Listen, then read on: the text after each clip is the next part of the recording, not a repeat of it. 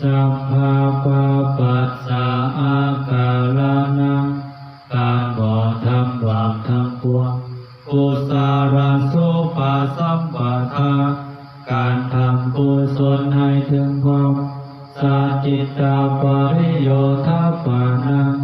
การชำระจิตของตนให้ขาวสะอาดอิตังพุทธานาสาสนังทำซ้ำอย่างนี้เป็นคำสั่งสอนของพระพุทธเจ้าทั้งหลายขันติปาละมังตาโพธิติฆาขันติคือความอดกั้นเป็นธรรมเครื่องเผากิเลสอย่างยิ่งนิพพานังปาละมังวาทันติพุทธาผู้หูทางลายเก่าพระนิพพานว่าเป็นธรรมอันยิ่งนาหิปปัสสิโตปาโลปะคติผู้กำจัดสัตว์อื่นอยู่บ่เสือว่าเป็นปานภาสิทธิ์เลยสามาโนโหติปาลังวิเหทายันโตผู้ทำสัตว์อื่นให้ลำบากอยู่บ่เสือว่าเป็นสามานะเลยอนุภาวะโตอนุภาคาโตการบ่เว้าให้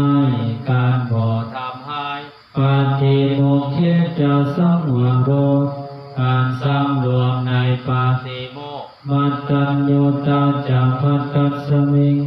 ความเป็นผู้หูปามาในการบริโภคปัญจัญจสาญาณสนัง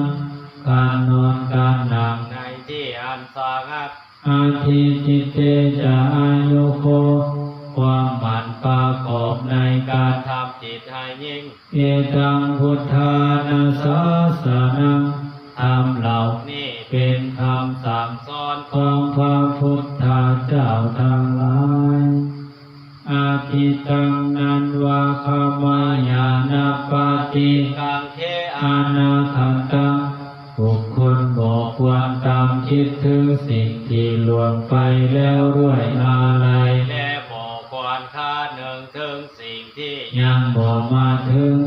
ยาธาติตัมปะเหนันตังอัปปัตถัญจาอนาคตัง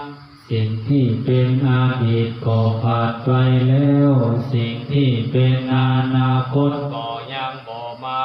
มัจจุบันนัญจโยธัมมังตัทธาตัทธาวิปัสสติอาสังเหลังอาสังกุปังตังวิธามนุโภหะเย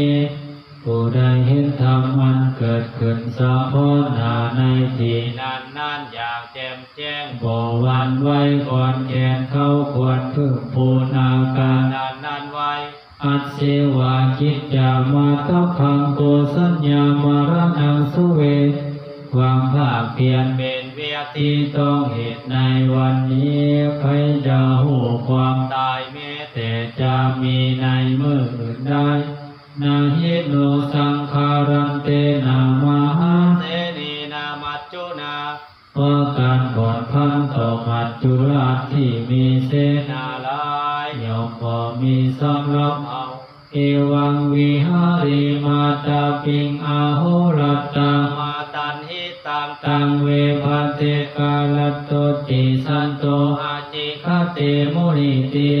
มุนีผู้สงบเก่าเอิ้นผู้มีความเพียรอยู่แบบนั้นบ่เกียจข้านทางกลางเว้นและกลางคืนว่าผู้มีชีวิตอยู่เพียงลาทีเดียวก็น่าสมดังนี้